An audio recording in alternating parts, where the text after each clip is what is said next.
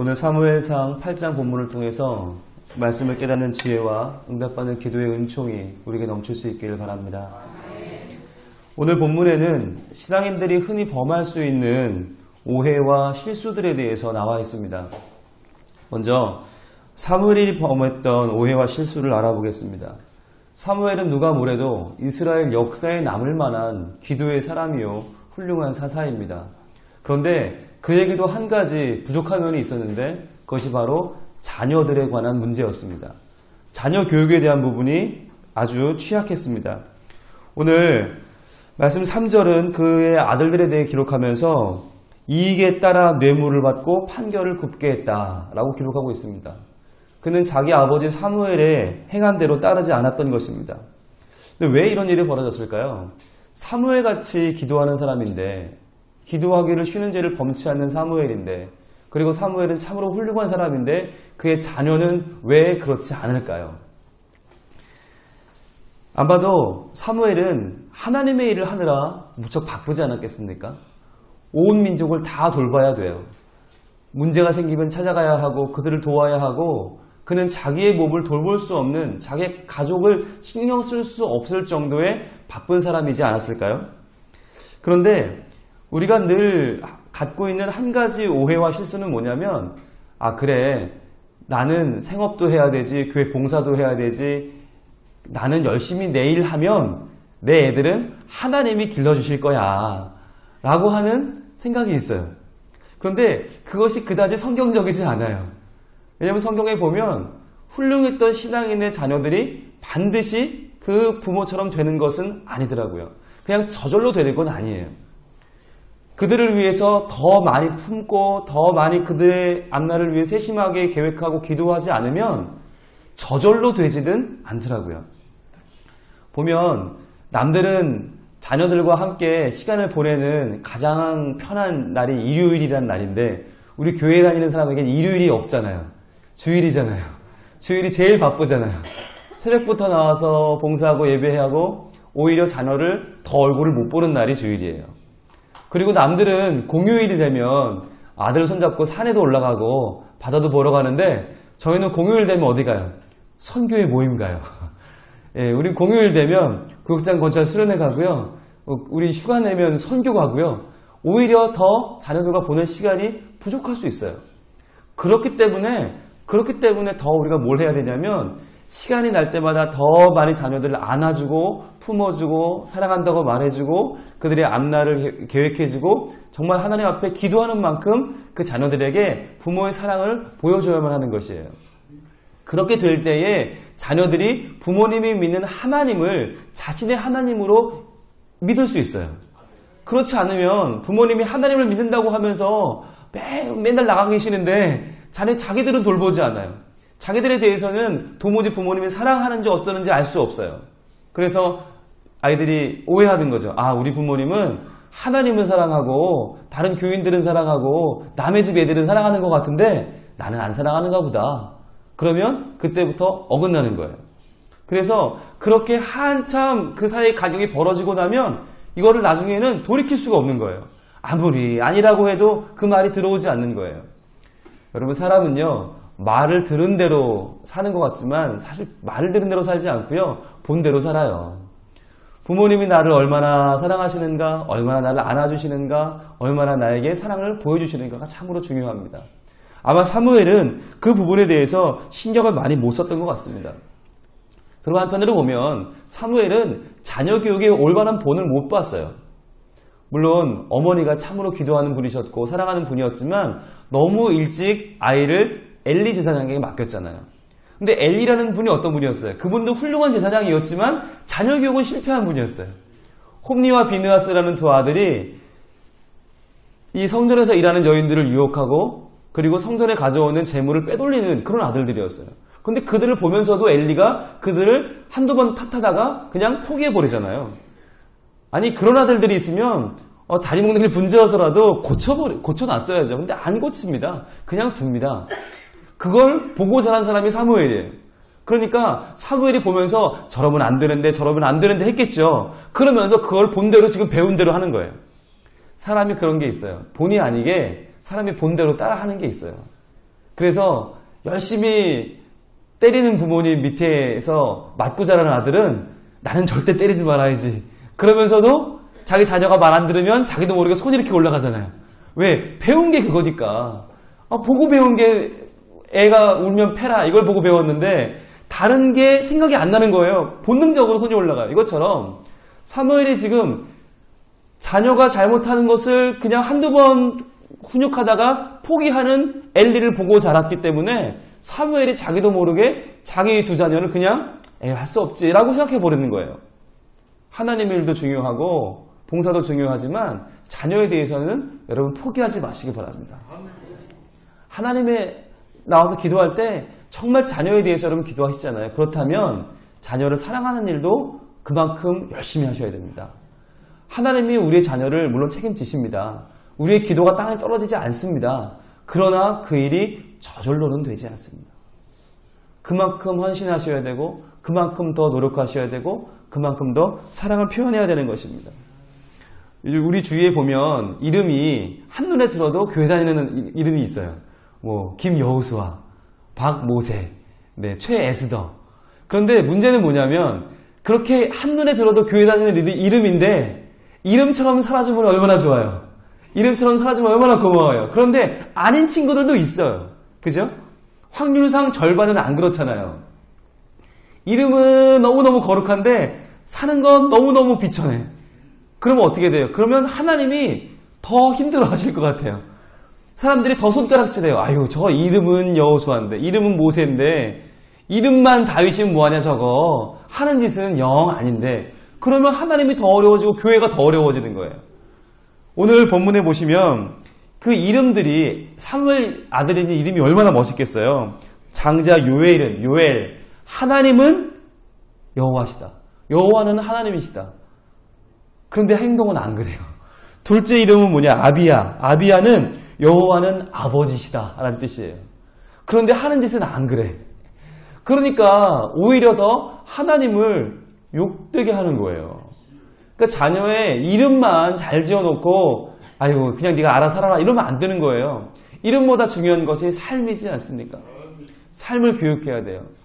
삶은 종합예술입니다. 이게 삶은 가정에서만 해결되는 문제도 아니고요.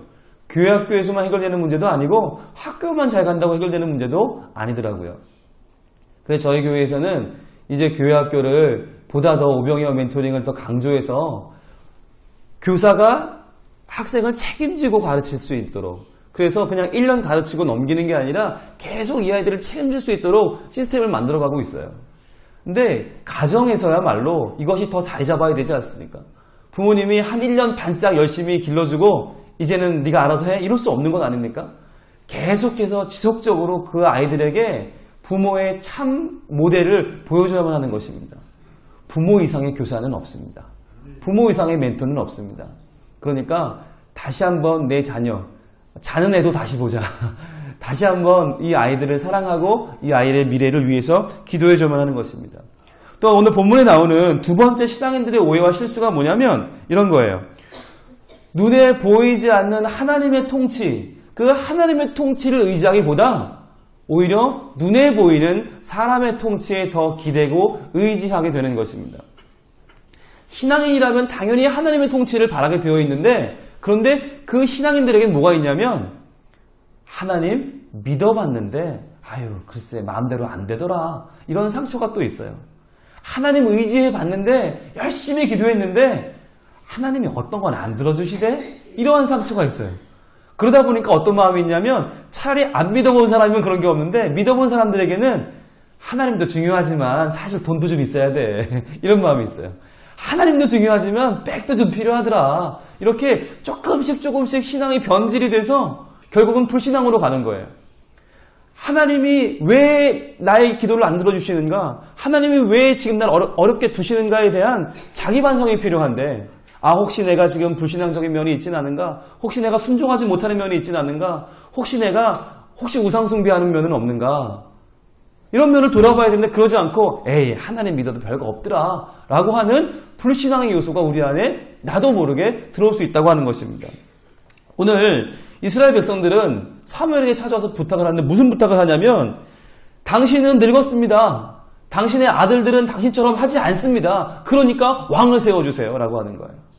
왕, 다른 나라를 보십시오. 다른 나라는 왕들이 있어서 앞장서서 나와 싸우지 않습니까? 우리에게 왕을 주세요. 이 당시에 사사라고 하는 그 제도는 전적으로 하나님이 세우시는 신적인 통치입니다. 하나님이 왕이 되시는 거예요. 그래서 하나님이 그때그때마다 필요한 사람들, 만약 블레셋이 강성하다, 그럼 블레셋을 싸울 만한 사사를 택하고, 미디안이 강성하다, 미디안에 싸울 만한 사람을 택하는 거예요. 그래서 그때는 당시가 혼란한 상황이기 때문에 누가 일어날지 몰라요. 그 일어나는 적에 필요한 사사를 하나님이 어느 가문에서 필요해서 세워놓으시는 거예요. 그러나 사사는 세습되지 않아요. 한번 세웠으면 이 사사가 죽으면 다른 가문, 다른 지파에서 사사를 새로 세워요. 그런데 이게 백성들이 볼 때는 조금 불안해 보이는 거예요. 지금은 좋은 사사가 세워져 있지만 다음은 또 누가 세워질까? 어느 가문일까? 이게 헷갈리는 거예요. 그래서 차라리 그런 거 하지 말고 하나님 고르는 거 필요 없고요. 그냥 왕을 세워주세요. 그러면 대대로 왕 이어서 하면 되잖아요. 그리고 혹시 또 알아요? 우리 지파에서 왕 세워지면 우리 지파가 최고인데 하나님 왕 세워주세요. 라고 지금 주장하는 거예요. 그런데 이것이 얼마나 불신앙적인 모습인가라는 거예요. 만약 이들이 정말 건설적인 생각에서 왕을 요구했다면 하나님은 흔쾌히 들어줬을 거예요. 그런데 이들의 마음속에 지금 무슨 생각이 있냐면, 하나님 통치를 어떻게 믿냐? 하나님이 통치하시는데 왜 우리 이렇게 어렵냐? 왜 맨날 시달리고요? 왜 맨날 이렇게 강한 나라에게 압제당하냐? 아마 하나님이 별로 힘이 없는 것 같아. 라고 하는 오해와 착각을 하던 거예요. 이 당시에 이스라엘 백성들이 삶이 어려운 이유가 뭐예요? 그들의 불신앙 때문이에요. 그리고 그들이 계속 우상숭배를 버리지 못해요. 오죽하면 하나님의 성궤조차도 이들은 우상숭배하잖아요. 성궤가 가면 전쟁에서 무조건 이길 것이다 생각하고 준비도 안 된 전쟁에 성궤 끌고 가요. 그때 성궤를 빼앗겨버려요. 그러니까 이들의 실수인데 잘못인데 불구하고 착각을 하는데 어떻게 착각하냐면, 성궤도 소용없구나. 하나님의 법궤도 때로는 힘이 없구나. 그러니까 우리 하나님 믿지 말고 왕을 믿자. 하나님 우리에게 왕 주세요. 라고 하는 거예요. 그들의 불순한 배경을 알기 때문에 하나님께서 그들에게 왕 주시는 것을 지금 기뻐하지 않는 것입니다. 오죽하면 하나님이 7절에 보면 사무엘에게 이렇게 말해요. 하반절에 이는 그들이 너를 버림이 아니요 나를 버려서 자기들의 왕이 되지 못하게 하매니라. 누굴 버려요? 사무엘을 버린 게 아니라 바로 나를 버렸다. 하나님을 버렸다는 거예요. 하나님을 버려서 하나님으로 하여금 자기들의 왕이 되지 못하게 한 것이다. 라고 하나님이 분명히 밝히고 계십니다. 즉 이스라엘 백성들은 말로는 사무엘 당신 늙었고 당신의 아들들 별거 없으니까 왕 세워주세요 라고 말하고 있지만 실제 그 마음, 본 마음은 하나님 계셔도 별거 없네요. 하나님 말고요. 왕 세워주세요. 라고 하는 마음을 지금 표현하고 있는 것입니다. 우리가 이럴 때 있습니다. 우리가 이럴 때 있다니까요. 정말 나의 본 모습, 나의 부족한 모습, 내 허물을 정면으로 보기가 두려운 거예요. 그걸 보기가 너무 창피하고 너무 아프니까 대신에 뭘 보냐면 하나님 믿었는데 안 되네? 기도했는데 안 되네? 하나님도 별로 그냥 그러시네? 라고 하나님 탓을 하는 거예요. 분명히 이건 누가 봐도 내 탓인데 나만 그걸 인정하고 싶지 않은 거예요. 그래서 하나님 탓하고 교회 탓을 하고 신앙 탓을 해요.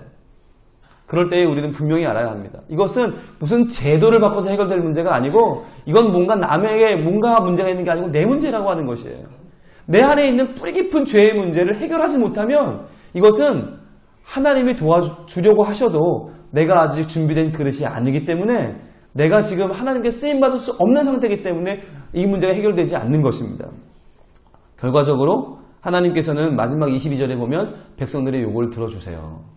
그런데 왜 들어주시나? 이들의 요구가 정당해서 들어주시는 게 아니에요. 이것은 일종의 심판적인 허용이에요. 그래 한번 마음대로 해봐라. 니들 마음대로 해봐. 어떻게 되나 보자. 라고 하면 하나님이 심판적으로 허용하시는 거예요. 이후로 누가 세워지냐면 사울 왕이 세워지는데 사울 왕과 다윗이 불화를 합니다. 그래서 내전이 상황이 돼서 얼마나 나라가 어지럽고 시끄럽습니까?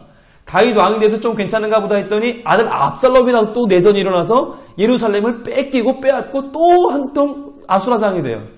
그리고 솔로몬을 세워놨더니 솔로몬이 지혜롭기는 한데 우상을 어마어마하게 많이 끌어들여와요. 다른 나라 우상을 다 데리고 와서 아주 나라를 우상의 바다를 만들어버려요. 그러더니 솔로몬 아들 르호보암 때 가면 여로보암하고 또 싸워서 나라가 두 쪽이 나요.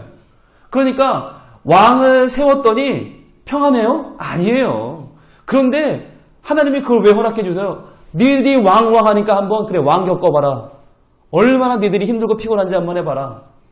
차라리 하나님이 사사를 세워주실 때는 그런 문제가 없었는데 왕을 세워놓으니까 왕의 아들은 무조건 왕이잖아요.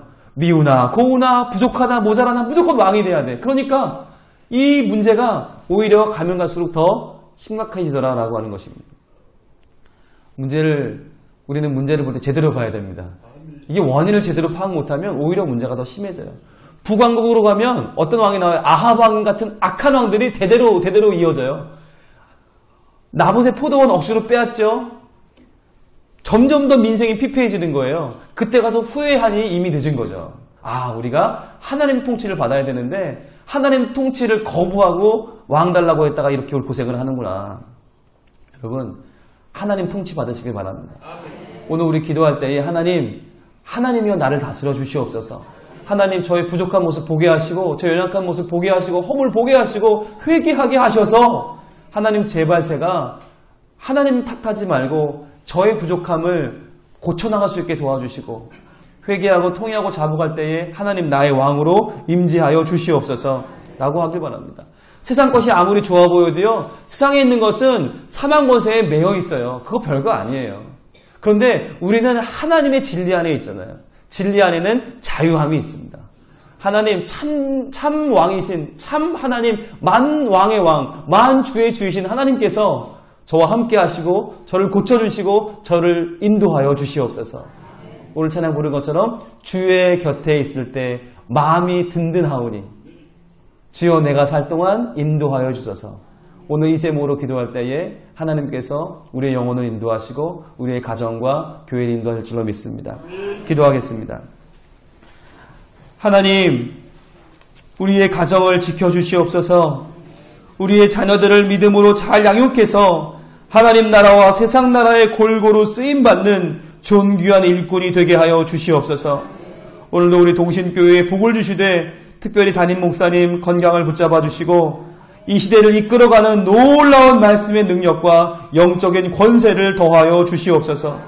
또한 그 말씀을 듣는 우리도 변화를 받아 우리의 영혼과 가족이 살고 교회가 살고 민족이 사는 복을 허락하여 주시옵소서. 예수님의 이름으로 기도드립니다. 아멘.